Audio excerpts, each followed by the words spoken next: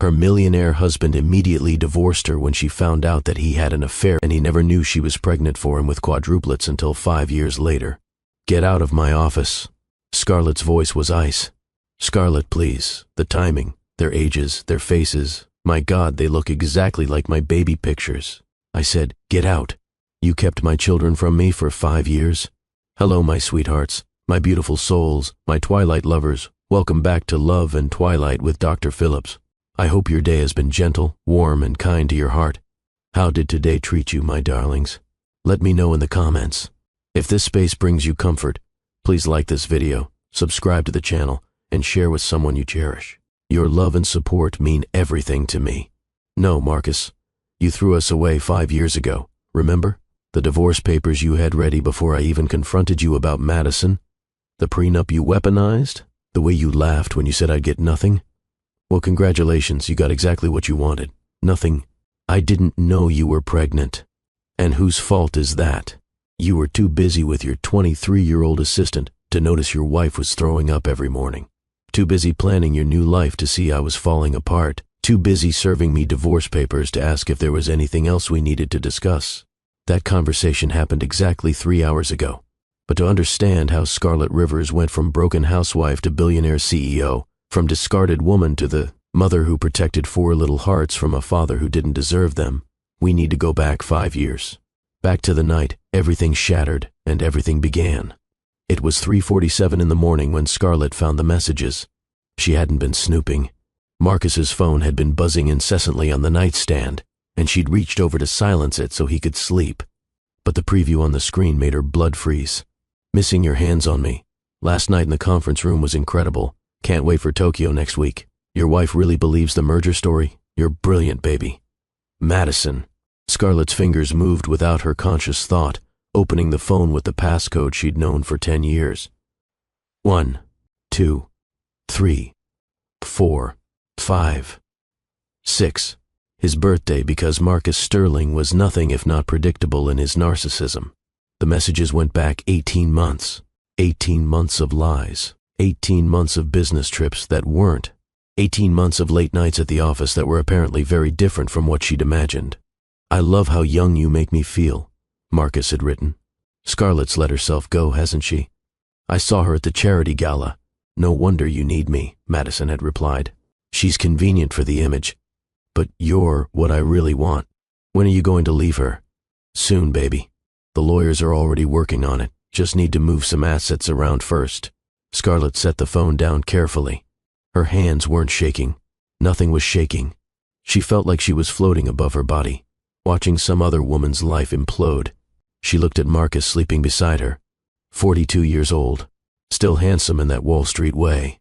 The kind of man who ran 8 miles every morning and had his hair cut every 2 weeks by the same barber who charged $300. The kind of man who'd swept her off her feet 15 years ago when she was fresh out of architecture school, and he was a hungry entrepreneur with more ambition than money. "I'm going to build an empire," he'd told her on their second date, "and I want you beside me when I do it." She'd believed him. God help her, she'd believed every word. She'd given up job offers in Paris and Dubai to stay in New York with him. She'd spent her inheritance from her grandmother investing in his first company. She'd been there through the 16-hour days, the failed ventures, the moments when bankruptcy seemed inevitable.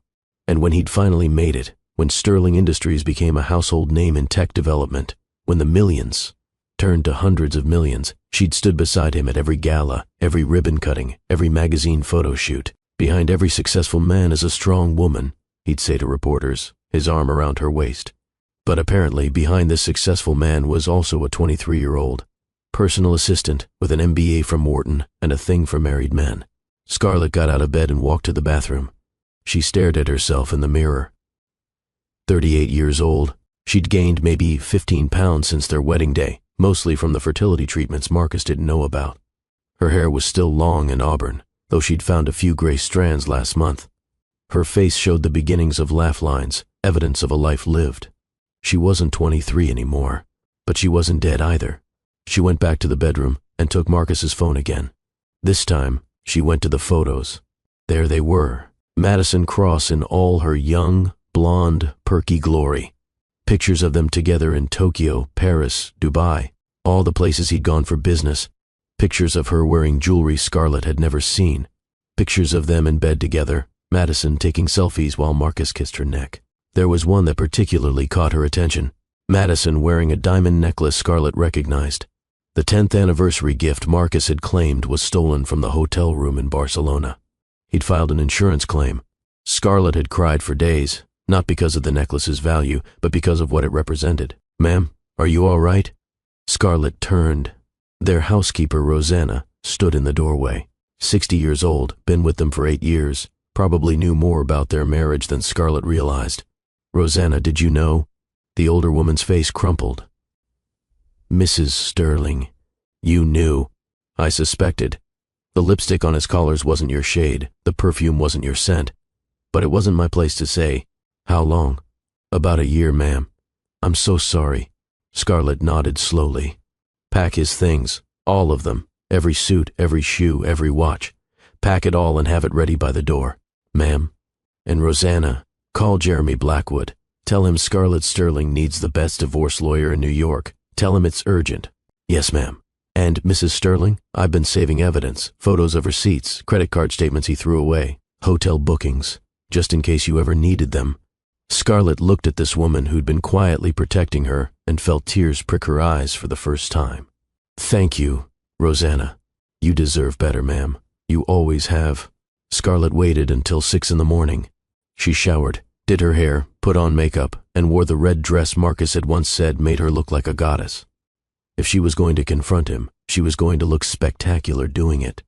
She made coffee and sat at the kitchen island, the printed screenshots of his messages laid out like evidence in a court case. When Marcus came downstairs at 6:30, already dressed in his $1,000 suit, he barely looked at her. "Morning," he mumbled, reaching for his coffee. "Good morning, darling. How was the conference room last night?" He froze for just a second, then recovered. "Fine." "Productive meeting about the Tokyo merger. With Madison?" "She was there, yes. She's heading up the Asian expansion." "Is that what you're calling it now? Asian expansion?" Interesting euphemism for adultery. The coffee mug slipped from his hand, shattering on the marble floor. Coffee spread across the white stone like blood. "I don't know what you're talking about." Scarlett pushed the screenshots across the island.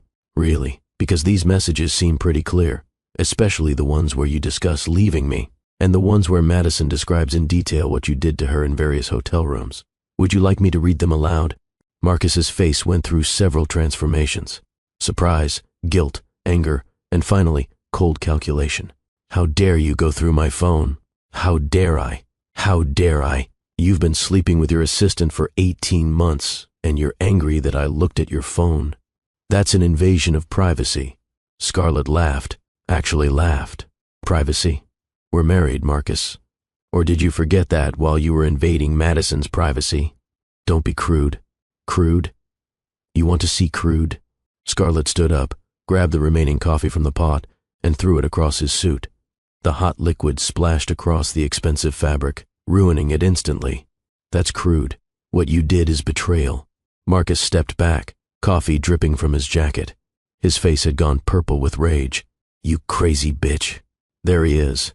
There's the real Marcus Sterling, not the charming businessman, not the devoted husband. Just another middle-aged cliché having a midlife crisis with his secretary.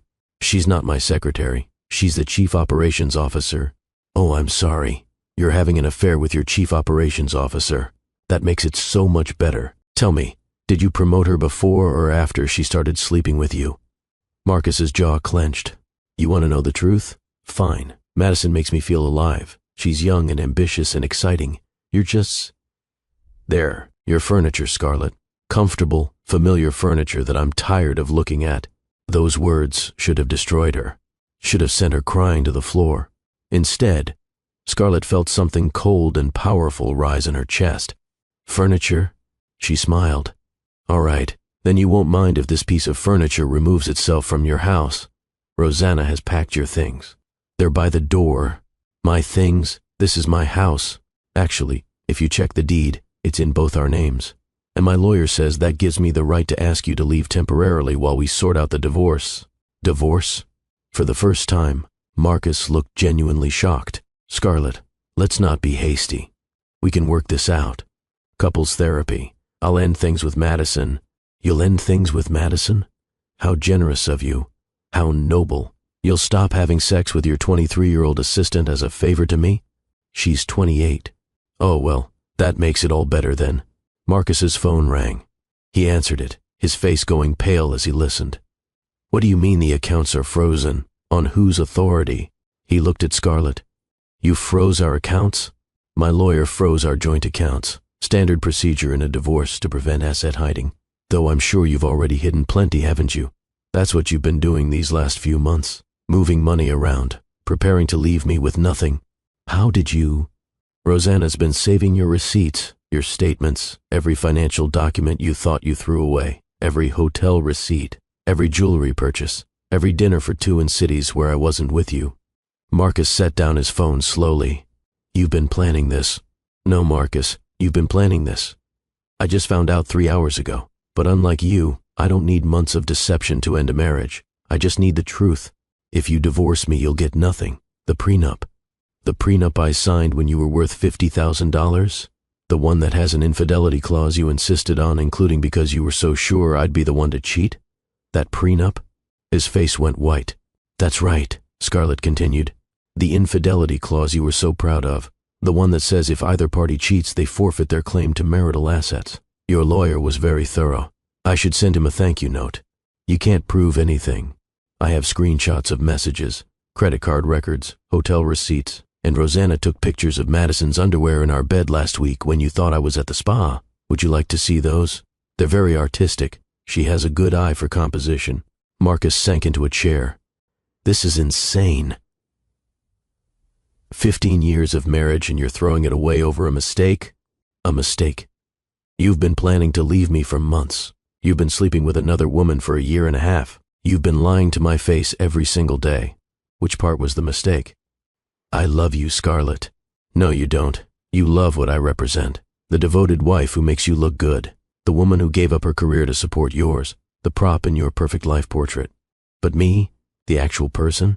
You don't even see me. That's not true. What's my favorite book? What? My favorite book. We've been married 15 years. What's my favorite book? Marcus stared at her blankly. My favorite restaurant, my best friend's name, the song I listen to when I'm sad, the dream job I gave up to support your career. Silence. You don't know anything about me, Scarlett said quietly. I'm just furniture, remember? And furniture doesn't have favorite books. Marcus stood up, his coffee-stained suit making him look pathetic. Fine. You want a divorce? You'll get it. But I'll destroy you in court. I have the best lawyers in the city. Actually, you have the second best. I have the best. Jeremy Blackwood sends his regards, by the way. He said to tell you he's been waiting for this case for years. Jeremy, he's my lawyer. Was your lawyer. Apparently, he doesn't like men who cheat on their wives. Something about his own father being a serial cheater. He took my case pro bono just for the satisfaction of destroying you. Marcus grabbed his briefcase and the bags Rosanna had packed. At the door, he turned back. You're making a mistake, Scarlett. You'll regret this. The only thing I regret is wasting 15 years on a man who thinks love is a transaction and marriage is a business arrangement. Where am I supposed to go? Madison has a lovely apartment in Tribeca. I'm sure she'll be thrilled to have you full-time, though you might want to warn her that you snore, leave wet towels on the floor, and expect someone else to handle all the emotional labor in a relationship. Oh, and that you'll cheat on her too eventually. Men like you always do. Marcus slammed the door on his way out. Scarlett stood in her kitchen, surrounded by broken coffee mug pieces and splattered coffee, and waited to feel something. Sadness, regret, fear, but all she felt was relief. Like she'd been holding her breath for years and could finally exhale. Her phone rang. Her sister, Imani. I just saw Marcus leaving with suitcases. Are you okay? He's been having an affair with Madison, his assistant. I'm on my way over. Manny, I need to tell you something else. I think I might be pregnant. Silence on the other end. Then, what? I've been feeling sick for weeks, exhausted. I thought it was stress, but I took a test yesterday. I haven't looked at it yet. It's sitting in the bathroom drawer. I was going to surprise Marcus this weekend for our anniversary. Oh, honey, I can't look at it alone. Will you come? I'm already in my car. 20 minutes later, Imani was there, holding Scarlett's hand as they walked to the master bathroom. The test was where Scarlett had left it, face down in the drawer. Whatever it says, Imani said, we'll handle it together. Scarlett turned the test over. 2 pink lines, positive. Oh my God, she whispered. Okay, we can figure this out. You need to tell Marcus. Even if you're divorcing, he has a right to know. No. Scarlett. No, he made his choice. He chose Madison. He chose to lie and cheat and plan to leave me with nothing. He doesn't get to know about this. You can't hide a pregnancy, and he'll have parental rights. Not if he doesn't know the child exists. Scarlett, be realistic. Scarlett's hand went to her still flat stomach. He called me furniture, Manny. He said I was something he was tired of looking at. You think a man like that deserves to know he's going to be a father? 3 days later, Scarlett sat in Dr. Patel's office, staring at an ultrasound screen in complete shock. Quadruplets, Dr. Patel said again, as if saying it multiple times would make it easier to process. 4 babies. 2 identical boys here, and 2 identical girls here. That's not possible. It's rare, certainly. About 1 in 700,000 pregnancies. But with your fertility treatments and family history of twins, it's not impossible. 4 babies. Scarlett couldn't breathe. I can't. How do I? Mrs. Sterling, I know this is overwhelming, but you're healthy, the babies look good, and with proper care and monitoring, there's no reason you can't have a successful pregnancy. It's MS Rivers now. I'm getting divorced. I see. Do you have a support system? Scarlett thought about her empty house, her shattered marriage, her husband who was probably waking up in Madison's bed right now. I'll figure it out. With quadruplets, you'll need help. This is not something you can do alone. But alone was exactly what Scarlett was. The divorce proceedings were brutal. Despite the infidelity clause, Marcus's lawyers found every loophole, every technicality to drag things out. He'd hidden more money than Scarlett had realized, moved assets offshore, put property in shell companies. We can fight this, Jeremy Blackwood told her. But it'll take months, maybe years. I don't have years. Scarlett's hand went unconsciously to her stomach, now starting to show at 12 weeks. She'd been wearing loose clothes, avoiding anyone who might notice. Then we settle. You'll get the house, $5 million in cash, and monthly alimony. It's not what you deserve, but it's enough to start over. I'll take it. Marcus showed up for the final signing with Madison on his arm. She was even younger looking in person, all spray tan and veneers, wearing a dress that probably cost more than most people's rent. Scarlett, Madison said with false sweetness. I hope there are no hard feelings. Marcus and I, it just happened. You can't help who you love. You're right, Scarlett replied. You can't help who you love, but you can help who you betray. Enjoy him, Madison. And when he cheats on you, because he will, remember this moment. Madison's smile faltered. Marcus grabbed her arm. Let's go, baby. We have a plane to catch. Tokyo? Scarlett asked. How romantic. The same place you took me for our 5th anniversary. Does she know you're going to propose at the same restaurant where you proposed to me? Or that you probably bought her ring from the same jeweler? Marcus's face flushed. You're being pathetic. No, pathetic is a 42-year-old man having a midlife crisis with a woman young enough to be his daughter. Pathetic is throwing away a family for someone who's only interested in your money. Pathetic is thinking you can outrun your age by dating someone who wasn't alive when you graduated college. Come on, Marcus said to Madison, pulling her toward the door. We don't need to listen to this. Actually, Marcus, Scarlett called after him. One more thing. Your mother called. She's disowning you. Apparently she likes me better. She said, and I quote, I didn't raise my son to be a cliché. The door slammed behind them. Jeremy Blackwood looked at Scarlett with admiration. That was beautiful. It was necessary. What will you do now? Disappear. And that's exactly what Scarlett Rivers did. She sold the house within a week to a tech couple from California who paid cash. She packed what she needed, donated the rest, and bought a one-way ticket to Burlington, Vermont. Why Vermont? Because it was the opposite of New York. Because nobody knew her there. Because she'd seen a photo of a small town called Maple Grove that looked like the kind, a place where a woman could raise children without anyone asking about their father. She found a farmhouse on the outskirts of town. 5 bedrooms, 3 bathrooms, 6 acres of land with mountain views. It cost a fraction of what she'd gotten for the Manhattan townhouse. The rest of the money she invested carefully. $5 million properly managed, could last a lifetime. Even with 4 children, the town was exactly what she'd hoped for. Small enough that everyone knew everyone, but respectful enough of privacy that nobody pushed when she said she was divorced and starting over. The locals assumed her ex was some Wall Street type who'd left her for a younger woman. They weren't wrong. "You'll love it here," said Dorothy Chen, the realtor who became her first friend. "Maple Grove takes care of its own. And honey, anyone running from a man is welcome in my book." Scarlett set up a small architecture office in the barn behind the house. She didn't need much work, just enough to keep her skills sharp and her mind occupied. She designed homes for locals, renovated the library, created plans for a new community center. But mostly, she prepared for the babies. 4 cribs in the nursery, 4 car seats, 4 of everything. The logistics were overwhelming, but she approached it like an architecture project. Systems, schedules, organization. At 20 weeks, another ultrasound confirmed what Dr. Patel in New York had said. 2 boys, 2 girls, all healthy. The local doctor, Dr. Morrison, was a grandfather of 12 who'd delivered half the babies in town. "Quadruplets," he said with a whistle.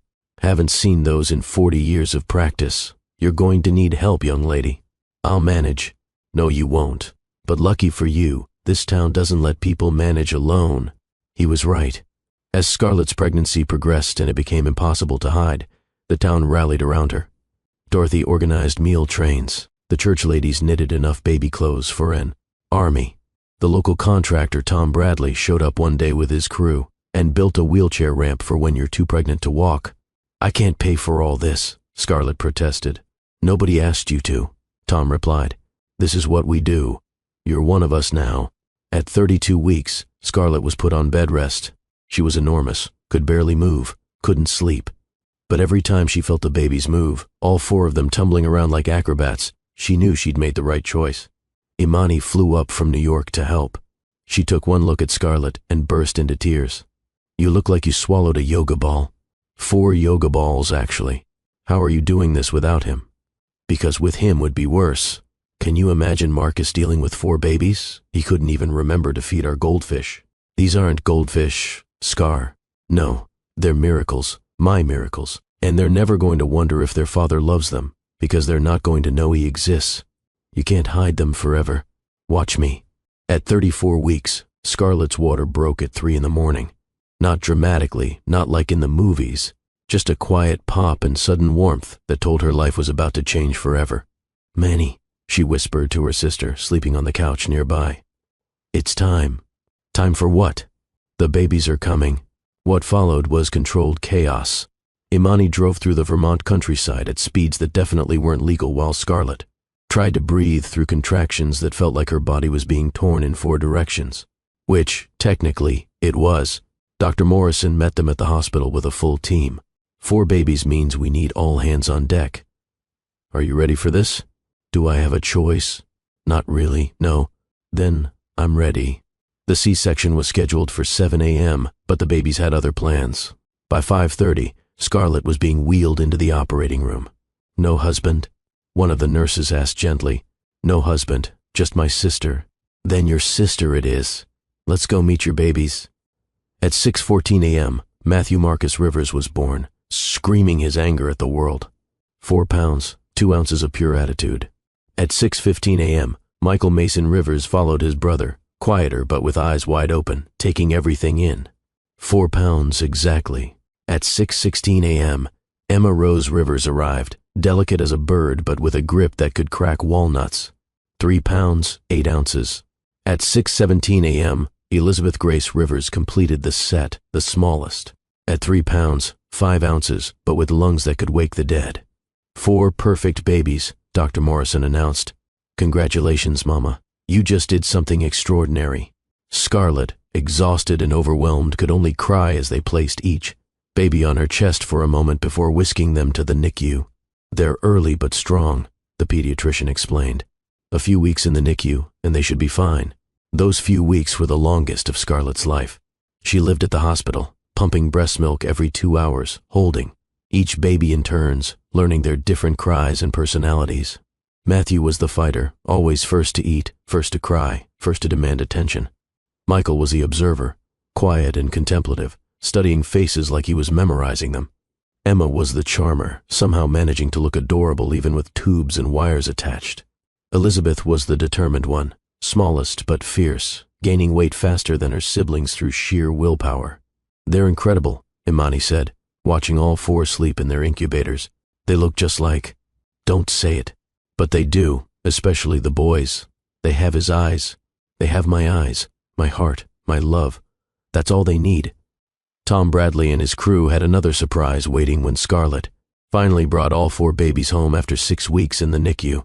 They'd renovated the entire first floor to be baby-friendly. Wider doorways for the quad stroller, a feeding station with 4 bouncy seats, a changing table that could accommodate 2 babies at once. "How did you—" "The whole town chipped in," Dorothy said, tears in her eyes. "Welcome home, Scarlett. Welcome home, babies." Those first months were a blur.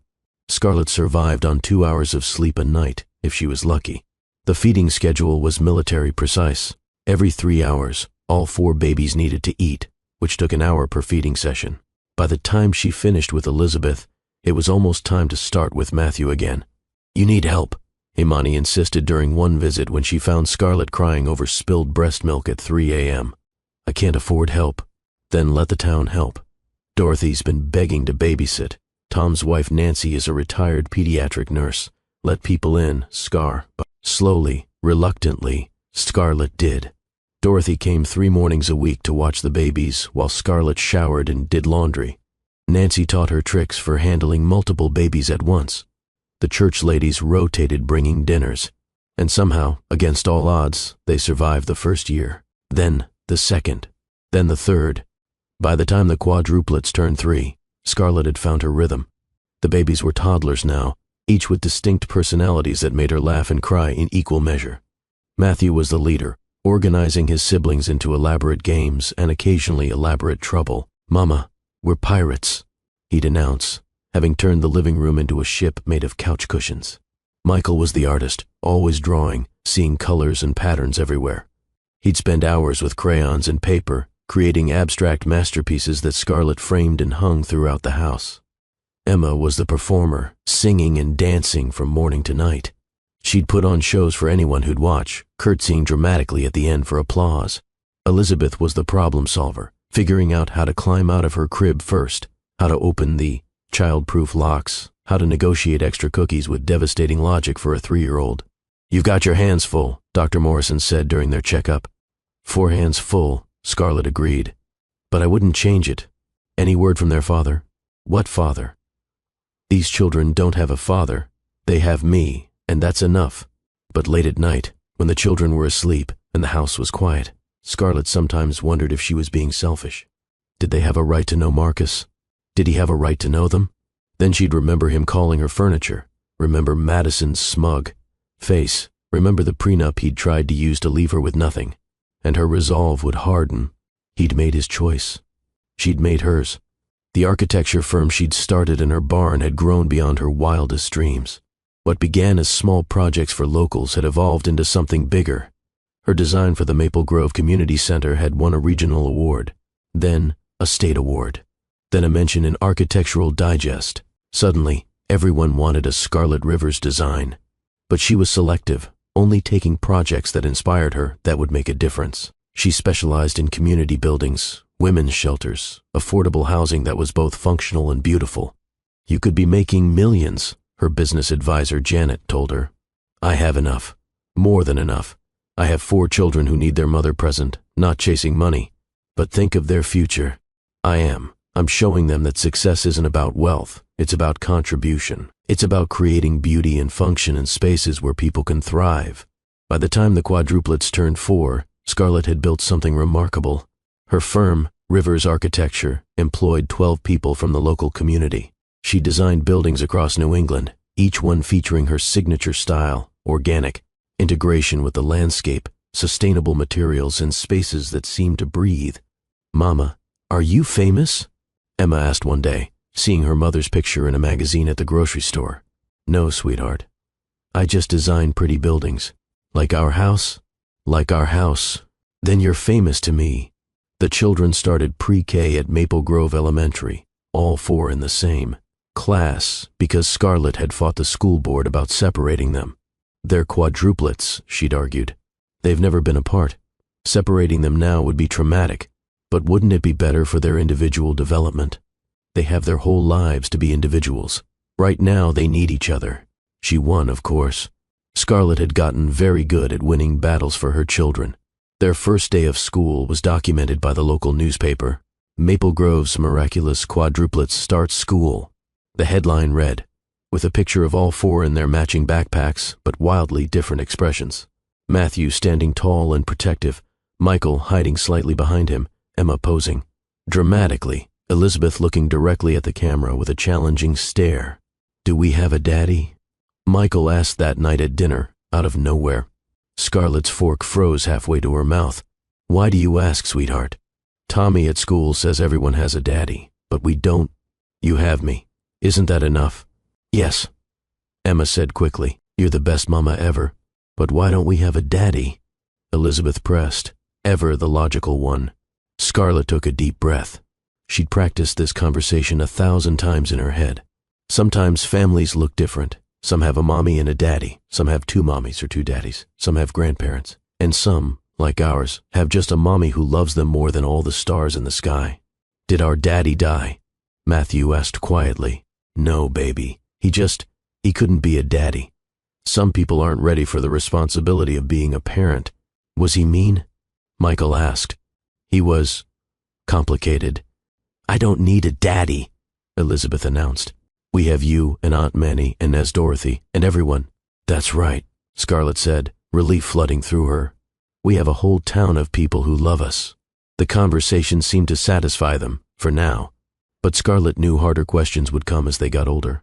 What she didn't know was that 3,000 miles away, Marcus Sterling was about to see a magazine that would change everything. It was a random Tuesday when Marcus's world tilted off its axis for the second time. He was in his office, or what was left of it. Sterling Industries had downsized dramatically after Madison Cross had been caught embezzling. Turned out the woman he'd destroyed his marriage for had been stealing from the company for years, using her position and their relationship to hide it. She'd disappeared to Brazil with $12 million and a new boyfriend, leaving Marcus to face the board, the FBI, and the IRS alone. He'd avoided prison, barely, but his reputation was destroyed. The company had been sold to competitors. He was now a consultant, a glorified freelancer, working out of a shared workspace in a building he used to own. "Mr. Sterling, your 3 o'clock canceled," his assistant said. Not his personal assistant. He shared her with 5 other consultants. "Fine, I'll review the Singapore files." But when he went to the break room for coffee, a magazine on the table caught his eye. New England Architecture Quarterly. Not his usual reading, but the woman on the cover looked familiar. Rising Star Scarlett Rivers, Building Beauty from Ashes, the headline read. His ex-wife stared back at him from the glossy cover, looking better than she had during their marriage. Confident, radiant, successful. He grabbed the magazine, his hands shaking slightly as he flipped to the article. There was Scarlett in her office, surrounded by awards. Scarlett at a construction site, hard hat on, directing workers. Scarlett at a gala, wearing a dress that made his throat tight with memory. And then, on the last page of the article, a photo that made him sink into a chair. Scarlett with 4 children. 4 identical-looking children. 2 boys, 2 girls, all with dark hair and distinctive green eyes. His green eyes. His mother's eyes. The eyes that had been in his family for generations. The caption read, "Rivers at home with her quadruplets, Matthew, Michael, Emma, and Elizabeth, age 5. Being a single mother to 4 has been my greatest adventure and my greatest achievement," she says. Age 5. Marcus did the math. Then did it again. Then once more because his brain refused to process what was obvious. If the children were 5, they were conceived 6 years ago. 6 years ago, he and Scarlett were still married. 6 years ago, right before she'd discovered his affair. Right before the divorce. "Oh my God," he whispered to the empty break room. "Oh my God." He pulled out his phone and called his lawyer. Not the expensive one he used to have, but the only one he could afford now. "I need you to look into something. My ex-wife, Scarlett Rivers, she has children, 4 children. I think they might be mine. Do you have any proof?" Marcus looked at the photo again. Matthew had his exact facial structure. Michael had the Sterling family nose. Emma had his mother's chin. Elizabeth had his stubborn expression. Just look at them. They're mine. They have to be mine. Visual similarity isn't legal proof. We'd need DNA testing. Then get it. That requires either her cooperation or a court order. Does she know you've discovered this? No. She hid them from me. For 5 years she hid my children from me. Alleged children. Mr. Sterling, I need to caution you. If you pursue this, and they're not yours, you could face harassment charges. And given your recent legal troubles, they're mine. I know they're mine. Find out everything you can about Scarlet Rivers and those children. It took 3 weeks for the investigator's report to come back. 3 weeks of Marcus obsessively studying every photo he could find online of the quadruplets. Their birth announcement in the Maple Grove Gazette. Their first day of school. Their mother's Instagram, which was mostly private but had a few public photos. The children were born in Burlington, Vermont, 7 months and 3 weeks after your divorce was finalized, the investigator reported. Full-term quadruplets are typically delivered at 34 to 35 weeks, which would put conception right around the time of your separation. She was pregnant during the divorce. She knew and didn't tell me. That appears to be the case. Birth certificates list no father. I want to see them. Mr. Sterling, I strongly advise against showing up unannounced. You need legal representation, but Marcus was already booking a flight to Vermont. The thing about small towns is that everyone knows everyone else's business. So when Marcus Sterling rolled into Maple Grove in his rental BMW, wearing his expensive suit and asking about Scarlet Rivers, word traveled fast. Dorothy Chen was the first to call Scarlet. There's a man in town asking about you. Expensive suit, desperate eyes. Says he's an old friend from New York. Scarlet's blood went cold. What does he look like? Tall, dark hair going gray, green eyes. Keep him away from the school. Scarlet, is this? It's my ex-husband. He can't know about the children. Honey, he's been showing their picture around. I think he already knows. Scarlet's legs gave out. She sank onto her office chair, phone trembling in her hand. Where is he now? The inn on Main Street. Tom's keeping an eye on him. I need to get the kids.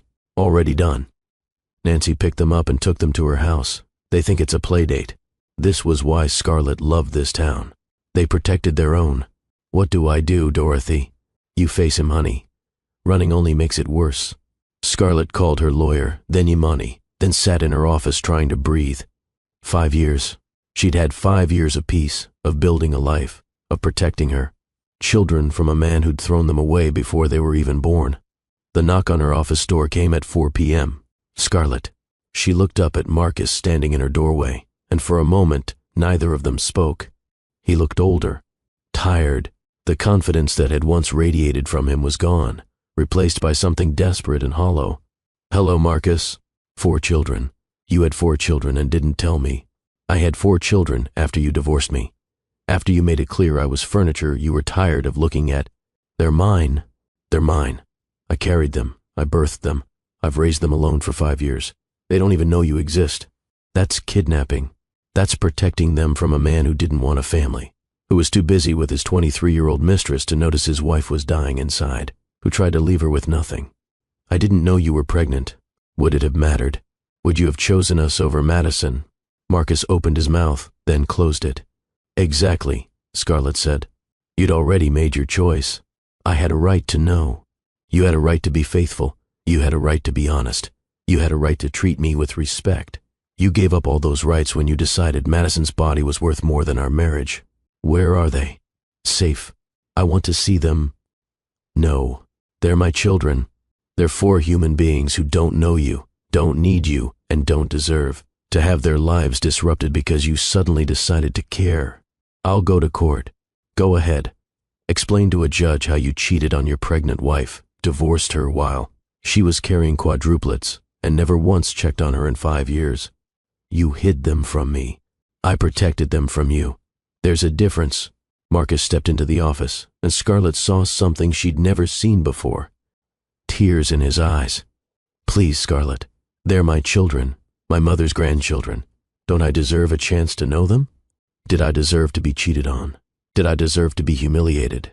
Did I deserve to be told I was furniture? I was wrong. God, I was so wrong.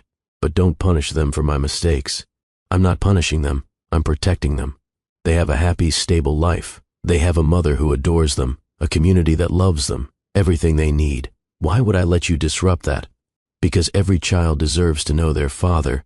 No, every child deserves a father worth knowing.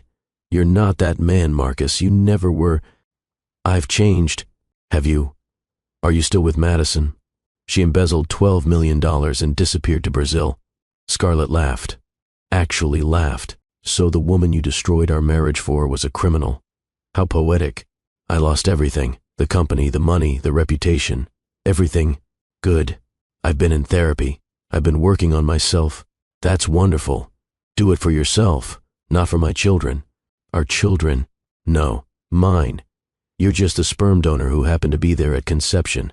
Marcus pulled out his phone, showing her a photo. This is my mother. Look at her eyes. Now look at this photo of the quadruplets. They have her eyes, my eyes, the sterling eyes that go back 6 generations. Genetics don't make you a father. Being there makes you a father. Midnight feedings make you a father. First words, first steps, first days of school. Teaching them to tie their shoes and ride bikes and be kind to others. That's what makes you a father. And you've done none of it. Because I didn't know they existed. Because you were too busy destroying our marriage to notice I was pregnant. They stared at each other across the desk, years of hurt and anger and betrayal crackling between them. I'm staying in town, Marcus said finally. I'm going to petition the court for a DNA test and visitation rights. Do what you have to do. But know this, Marcus. If you hurt my children, if you confuse them or scare them or disappoint them the way you disappointed me, I will destroy you. And unlike you, when I make a threat, I follow through. Marcus left, and Scarlett called her lawyer. He's demanding a DNA test and visitation rights. He'll probably get the test. Visitation is trickier. Vermont courts prioritize the children's best interests. 5 years of absence doesn't look good for him. But he didn't know they existed. Because you didn't tell him. That doesn't look good for you. What should I do? Document everything. Show the court that the children are thriving without him. Make it clear that introducing him now would be disruptive. And Scarlett, consider mediation. It's better than letting a judge decide. That night, Scarlett sat her children down for the hardest conversation of their lives. Remember when you asked about your daddy? 4 heads nodded solemnly. Well, he's in town. He just found out about you and wants to meet you. Why didn't he know about us? Elizabeth asked, logical as always. Because when you were in my tummy, he decided he didn't want to be married to me anymore. He left before you were born. Did he not want us? Michael asked, his sensitive soul already hurting. He didn't know about you, baby. I didn't tell him. Why? Matthew demanded, protective of his siblings. Because I was scared. I was hurt, and I wanted to keep you safe. Is he nice? Emma asked. He's complicated. He made mistakes, big ones. But he's your biological father. What's biological? Michael asked. It means he helped make you. But being a father is more than that. It's about being there, loving you, taking care of you. Do we have to meet him? Elizabeth asked. No, you don't have to do anything you don't want to. But the court might say you should. What's court? It's where a judge, like a referee, makes decisions when adults can't agree. Are you and our biological father fighting? Matthew asked. We're discussing what's best for you. That night, after the children were asleep, Scarlett sat on her porch and cried. For 5 years, she'd built a perfect bubble for her children. Now Marcus was here to pop it. The next morning, she got a call from Tom Bradley. Your ex is at the diner showing everyone pictures and telling them he's the kid's father. Of course he is. Want me to run him out of town? That's kidnapping, Tom. Only if we get caught. Despite everything, Scarlett smiled. Thanks, but I'll handle this legally. But Marcus wasn't done. That afternoon he showed up at the elementary school. I'm Marcus Sterling, he told the principal. I'm the quadruplets' father. I'd like to see them. The principal, Mrs. Garrett, had been warned by Scarlett. I'm sorry, Mr. Sterling, but you're not on the authorized pickup list. They're my children. According to our records, they have no father listed. Unless you have legal documentation saying otherwise, I can't allow you access. Marcus left, but not before several parents saw him. By evening, the whole town knew that Scarlett Rivers' mysterious ex-husband was in town claiming to be the quadruplets' father. The court hearing was scheduled for 2 weeks later. Marcus had gotten his lawyer to fast-track it, claiming parental alienation. Scarlett dressed carefully that morning. Professional but not trying too hard. She wanted to look like what she was, a successful single mother who'd done just fine without Marcus Sterling. The children were with Nancy, who'd promised ice cream and movies to distract them from their mother's absence. "Don't let him take us away," Elizabeth had whispered that morning, clinging to Scarlett. "Never, baby. No one's taking you anywhere." The courthouse in Burlington was intimidating, all marble and mahogany and the weight of legal authority. Marcus was already there with his bargain basement lawyer. He looked desperate, which he was. All rise for Judge Patricia Hawthorne. Judge Hawthorne was in her 60s, with sharp eyes that missed nothing, and a reputation for putting children's welfare above all else. "We're here regarding the petition of Marcus Sterling for paternity testing and potential visitation, rights with the minor children known as Matthew, Michael, Emma, and Elizabeth Rivers. Mr. Sterling, you claim to be the biological father." "Yes, Your Honor. My ex-wife hid the pregnancy from me during our divorce. Miss Rivers, is Mr. Sterling the biological father?" Scarlett's lawyer stood. "My client neither confirms nor denies biological paternity. However, she asserts that Mr. Sterling abandoned his parental rights through his actions during the marriage dissolution. That's a legal determination for me to make, Counselor. Miss Rivers, why didn't you inform Mr. Sterling of the pregnancy?" Scarlett stood. "Your Honor, at the time of conception, Mr. Sterling was engaged in an extramarital affair. He initiated divorce proceedings, attempted to invoke a prenuptial agreement that would have left me with minimal resources, and stated explicitly that I was, quote, furniture he was tired of looking at. I made the decision to protect my unborn children from a man who had shown such callous disregard for his family." "That's emotional manipulation," Marcus's lawyer argued. "My client had a right to know." "Your client had a right to be faithful to his marriage vows," Scarlett's lawyer countered. "He chose instead to engage in an 18-month affair with his subordinate. That's irrelevant to parental rights. It's relevant to his character and judgment." Judge Hawthorne raised her hand for silence. "I'm ordering a DNA test to establish paternity. Once that's confirmed, we'll address visitation." "Your Honor," Scarlett's lawyer said, "we request a psychological evaluation before any visitation. These children have never known Mr. Sterling. Introducing him suddenly could be traumatic." "That's my fault?" Marcus burst out. "She hid them from me. Mr. Sterling, control yourself or I'll find you in contempt." "I apologize, Your Honor, but I've missed 5 years of my children's lives." "Through your own actions," Scarlett said quietly. "You chose Madison. You chose divorce. You chose to never once check on me after you left. Every choice you made led to this moment. I didn't know you were pregnant. You didn't care enough to ask." Judge Hawthorne looked between them. "I've heard enough. DNA test first. If paternity is established, we'll have a full hearing with a child psychologist present. The children's well-being is my only concern here." 2 weeks later, the DNA results confirmed what everyone already knew. Marcus Sterling was the biological father of the quadruplets. "Congratulations," Scarlett said bitterly as they left the courthouse. "You're officially what you always were, a sperm donor." "I'm their father." "No, you're their biological contributor. Father is a title you earn." The full custody hearing was scheduled for a month later. In the meantime, Judge Hawthorne ordered a psychological evaluation of the children and supervised visitation 1 hour per week at the court's family center. The night before the first visitation, none of the quadruplets could sleep. "What if he tries to take us?" Michael whispered from his bed. "He won't," Matthew said firmly. "I won't let him." "What if he's mean?" Emma asked. "Then we tell the supervisor," Elizabeth said practically. Scarlett sat on the floor between their beds. "Listen to me, all of you. No matter what happens, we're a family. We stick together, and I will never, ever let anyone take you from me. Understood?" "Promise?" Michael asked. "I promise on all the stars in the sky and all the fish in the sea." It was their special promise, the one that couldn't be broken. The first visitation was a disaster. Marcus showed up with expensive toys, trying to buy their affection. The children sat stiffly on a couch, staring at this stranger who claimed to be their father. "Hi," he said awkwardly. "I'm your dad." "No, you're not," Elizabeth said flatly. "You're our biological father." "There's a difference." Marcus looked stunned. The supervisor, a woman named Janet, made a note. "I brought you presents," he tried.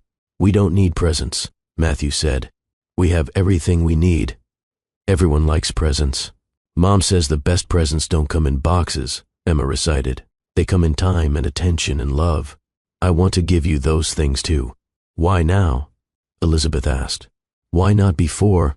I didn't know you existed. Mom says you didn't care enough to know. Another note from Janet. Marcus tried to engage them in play, but the children remained reserved, polite but distant. When the hour was up, they practically ran to Scarlett. How was it? She asked carefully. Weird, Matthew said. Sad, Michael added. Boring, Emma contributed. Inefficient, Elizabeth concluded. The supervised visits continued for 6 weeks. Each one was marginally better than the last, but the children remained guarded. They answered his questions politely, accepted his gifts without enthusiasm, and counted the minutes until they could leave.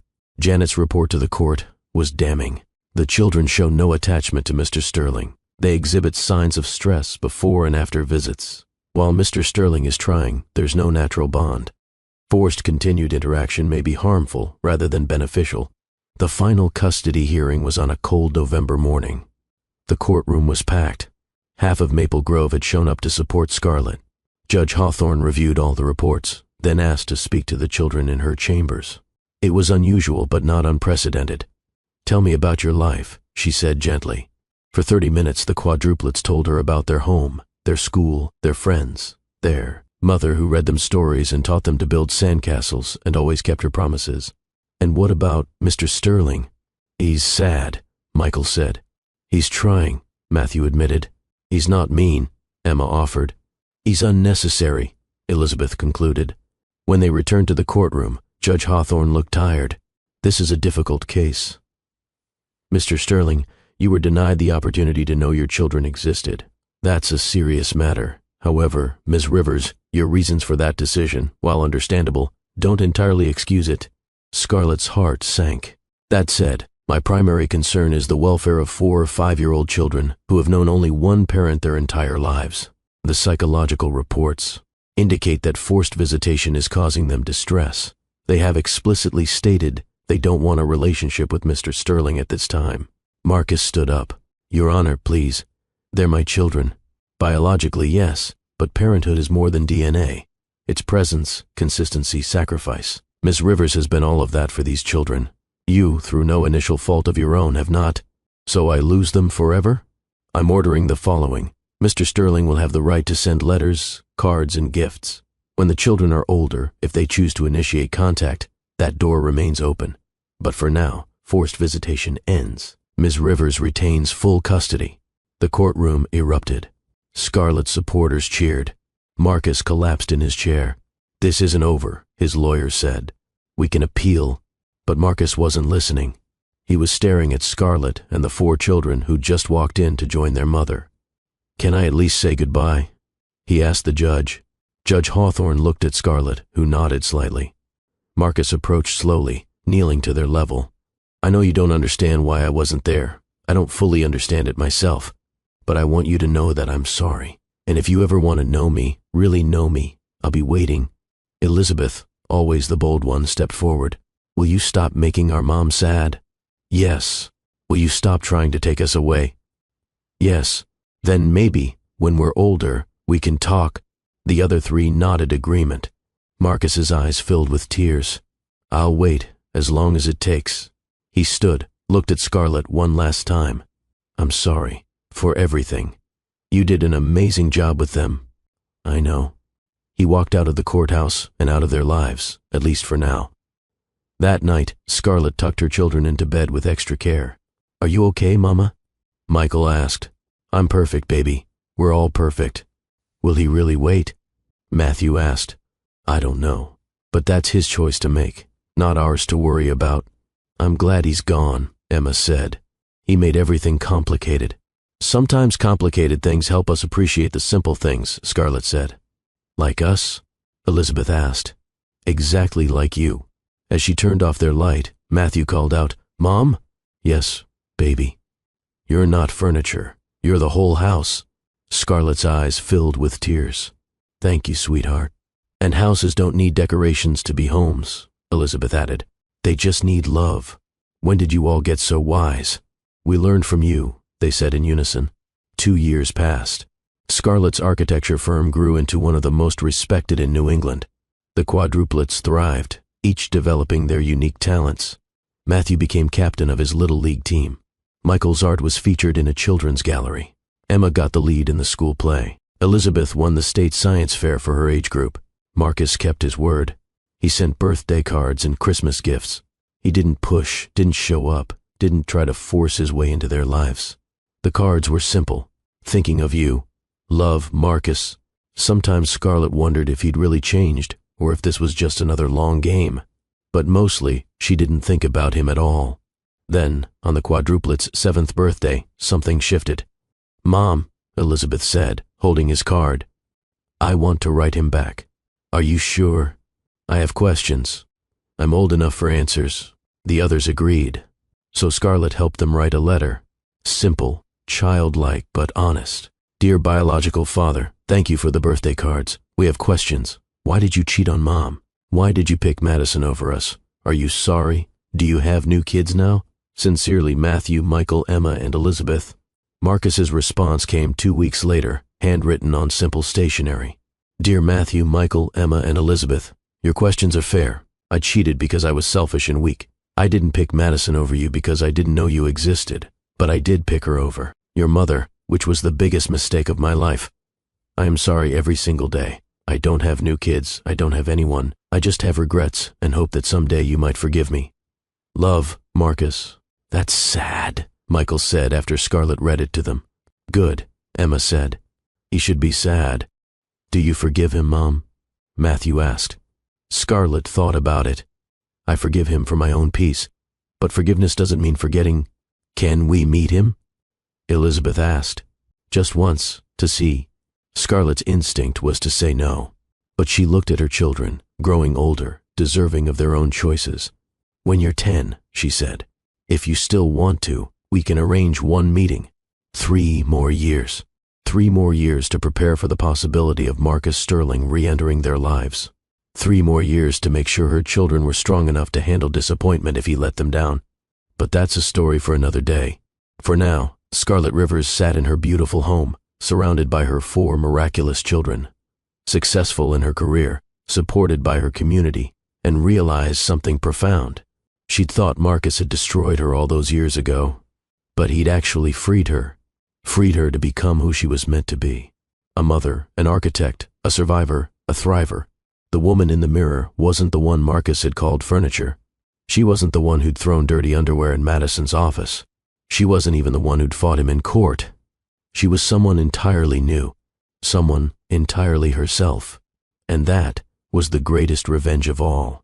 As she tucked her children into bed that night, Elizabeth asked one more question. "Mom, do you think people can really change?" Scarlett kissed her forehead. "I think people can choose to be better. Whether that's the same as changing, I don't know. But I know this, we can't control whether other people change. We can only control whether we grow." "Have you grown, Mama?" "Every single day, baby. Every single day." The house settled into quiet. 4 children sleeping peacefully. One mother standing guard over their dreams. And somewhere in New York, a man holding on to hope that his choices to be better might someday matter. But that was his journey to make. Scarlett's journey was here, in this house full of laughter and chaos and love. She'd built it without Marcus Sterling. She'd filled it without his money or influence or approval. She'd done it all as herself. Scarlett Rivers, single mother, successful architect, survivor. And that was more than enough. It was everything. Remember, if you've stayed with this story until the end, you're someone who believes in the power of redemption and growth. Like this video if you believe people can change. Share it if you know someone who needs to hear that leaving isn't giving up, it's growing up. And subscribe to Love and Twilights with Dr. Phillips, because every week we share stories that remind you that your worth isn't determined by who stays or leaves, but by who you choose to become. What would you have done in Scarlett's position? Would you have told Marcus about the pregnancy? Would you have given him a chance sooner? Or would you have protected your children the way she did? Let me know in the comments below. Your stories inspire our stories. Until next time, remember, you're not furniture in someone else's life. You're the architect of your own destiny. Build something beautiful